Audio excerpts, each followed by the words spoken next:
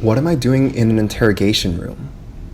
At that time, I honestly did not even know what this was about. All right, go. Am I allowed to ask questions during this interview? Absolutely. It's a two-way conversation, Victor. You invited her to your house. You told her nobody was home. And she gets there and there's nobody there.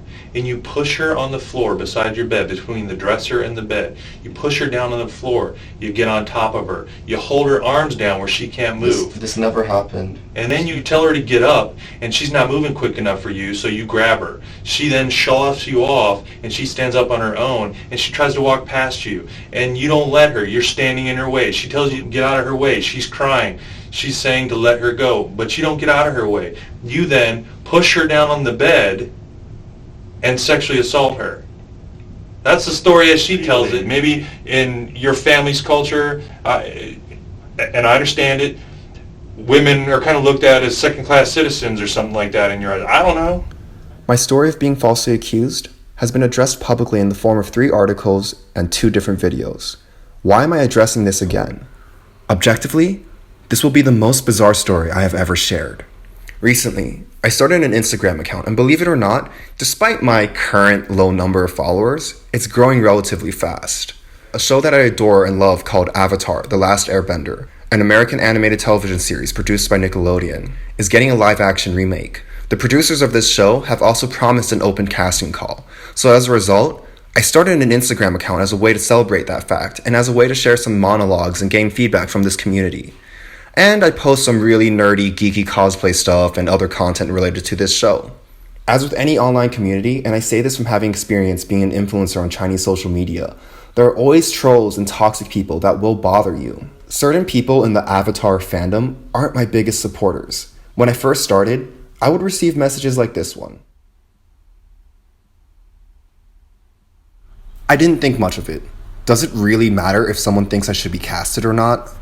In late June of this year, some of those trolls started to take further action by directly attacking me on their Instagram accounts and openly calling me a rapist. They also began messaging other accounts in the fandom and community, trying to spread the word that I'm some sort of predator, telling people that I'm 30 years old, and sharing the headline of how I was falsely accused of rape, without even discussing the articles or videos that are already published. I just want to say, if I am 30, I would argue that I'm aging quite well. Based on my understanding, and it's somewhat awkward intellectualizing the agenda of online trolls, but there are a group of people who really don't want me casted in the live-action Avatar. So in a way, I am flattered that they believe in my potential to the point that they feel like they must take action to defame me and prevent me from being casted in a show geared towards children. This episode of Defaming Remarks was rather inconsequential. I didn't lose followers, and no one really bothered me, besides a few select trolls. But this incident did make me reflect on my unique position. It's always odd to me because even though my older articles and videos garnered attention at the time, it quickly lost the focus of the media. To be honest, I wanted my story to get more attention because I wanted to highlight the issues and problems with how I was treated by a racist and incompetent detective who had me charged with 2 heinous crimes without conducting a real investigation. The story essentially lost all traction by the middle of 2018. No one continued to talk about it, and it looked like its impact had already been made. I thought it was something I could put behind me forever. Now that I am growing on Instagram and made my aspirations to pursue my quirky dream of being an actor very public, there are now people and potential individuals who may try to use these old stories as a way to embarrass me in front of my following. So I also am making the decision to call out the petty behavior of other online influencers and hopefully prevent anyone from ever misconstruing my story again. Now, let's go back to the day before I was interrogated to find out why this was happening. This is a controlled phone call on July 18th, 2013, approximately 13:20 hours between me and Victor. Okay, this goes in your ear. Don't dial it yet. Okay, go ahead. Hello? Hey, this is... Yeah, what's up? Is now good? Now? No, it's not exactly the best time. When are you free again? I don't think I'll be free for a while, so this is probably the only time. Like, you forced me to have sex with you and all that, and you, like, pushed me down, like, I was really scared. Like, why would you do that, you know? We didn't have sex. Yeah, we did. Last spring? We haven't had sex since November. At your house. Do you remember that? Like, I don't want to go into... I mean, I just... Are you talking about senior? Are you talking about high school or junior year, my senior year? No, well, including that on, but I'm talking about... Yes. See, junior year, spring. And you kind of pushed me on the floor. I don't want to go into this, but I don't remember the incident. I don't remember ever forcing you to have sex with me. Okay, I just don't want to go into this because I started, seeing somebody like asking like my counselor, and he said if you want to move forward into friendship and all that, you gotta take this up with him and let him know how you feel. So I'm doing that. I'm going back. So are you saying that I raised you? I'm saying because of the things that happened in the past, because of what you did, it really, like, momentarily, especially, it had an impact on me. But then there are times when I think back, when I think about, chances of us going forward, and I just need to move past this, like, it may not seem a big deal to you, but it is a very, I don't know, it's a big deal for me because of what happened. I know the kind of impact I made on you, but I never raised you.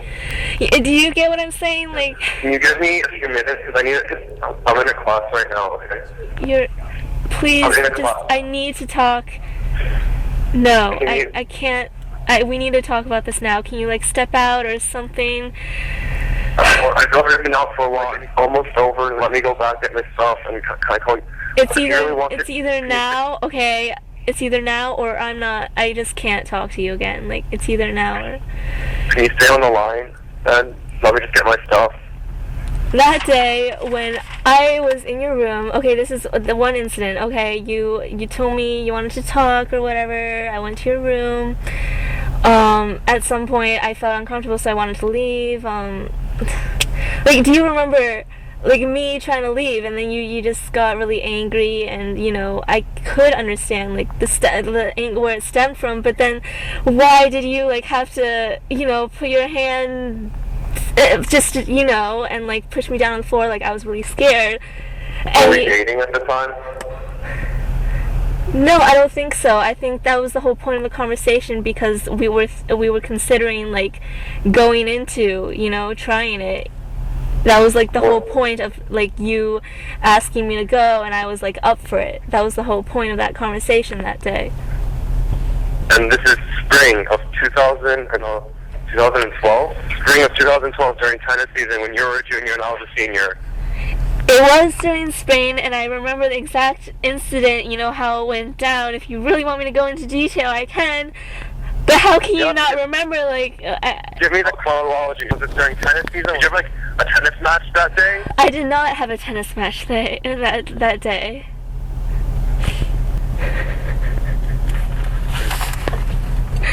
Why are you so adamant about me trying to get to admit something? Because I need this sense of closure, Like, you don't understand how many sleepless nights I have. Like, are you sorry at all? Like...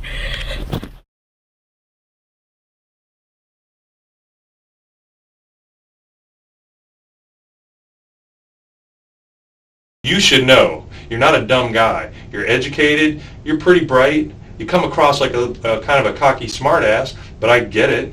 I'm not trying to be cocky. Okay? But you could be charged with sexual assault, potentially. Is that what you want? No, I don't. Do you want to be a registered sex offender? No, I do not. Do you want that connotation associated with your family name? No. I didn't want to tell your mother downstairs anything, because you don't want to break her heart like that, do you? I mean, I've told her. No, you haven't. You haven't told her the details. I don't believe for a second you told your mom what happened. Because if you told her, she wouldn't be down there like she is. I told her all the potential consequences. No, you didn't. You didn't tell her. And if that's true, if you told her about everything, then I'm going to subpoena your mom to court. She's now a witness.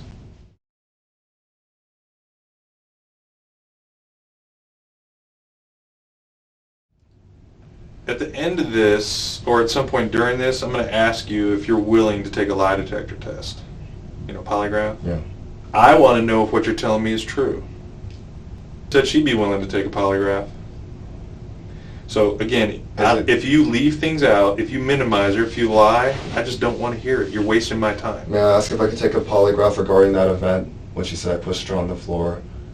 Because Again, we use that as a tool to help make decisions. We can deal with that at some point.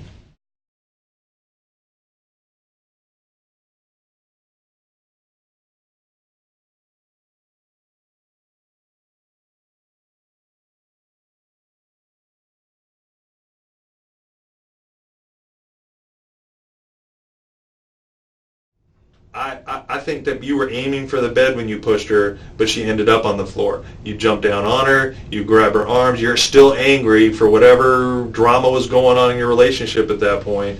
Well, I don't see how that situation, when you're looking at like an unbiased third party looking at it, would think that that's consensual. I would definitely. But maybe that's how you guys have sex. No, it's not. And Roughly how many times have you had sex with her? Roughly. Is that relevant? Yes. Several times. Several times? I can't give you, I don't know if I could give you a number. Less than 100? I guess so, around there. But it's just, you know, she has a personality disorder. At first I thought I could handle it. I can't. I realized I can't. And you know. So now you're saying she has a personality disorder? She does. Like what? Borderline personality disorder. According to who? According to her and her mom. That's what they've told me. Do you suffer from anything? No. You sure? I don't have a personality disorder. No. Really? You made it worse. I didn't think you'd do that. I thought you kind of saw the light yesterday, and you're going to come in here and be a gentleman, and you're going to handle your business, and you're smart enough. I thought, well, here's this guy who's going to UVA. He's got to be smart enough to realize what his situation is, and he has no choice but to clean this up. You haven't cleaned up shit. You made it worse. I'm not going to admit to something that I did not do.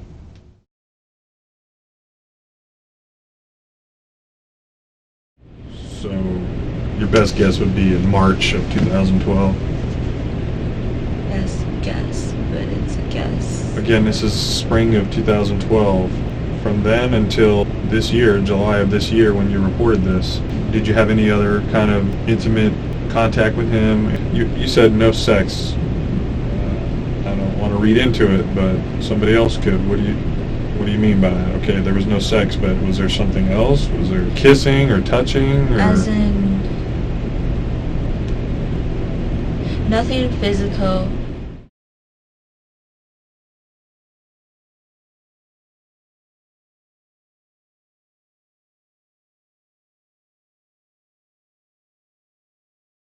And who are the people that you told?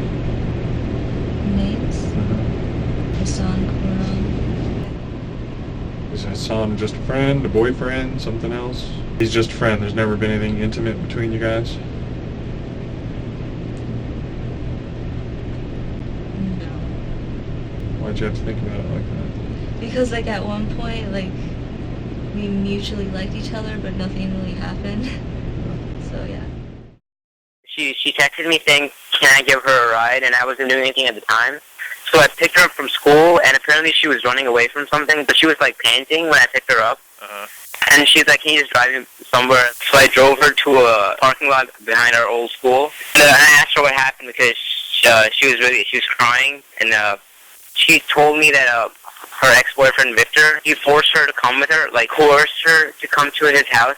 And she's always very reluctant to go to his house, but he told her apparently that his mom would be home and nothing funny would happen. And because he goes to Virginia Tech, and so he wasn't around as much. By the time the conversation was done, I dropped her off at her house, and she said that to tell her parents and file a police report. I thought she did that like in April or March, around that date. I don't remember the month specifically. Let me ask you, if it got to a point where we were going to end up going to court over this, would you be willing to testify and basically just say what you just told me? If need be, is that something you can do? Depends on what point and how it happens, because I really want to focus on my studies, and the court case would take place in McLean or in the Nova region. Yeah, in Fairfax. Yeah, I don't know if I can make the trip for one court case, especially if school's going on. Well, I really don't. I hate to do this to her. I really do. I thought, yeah.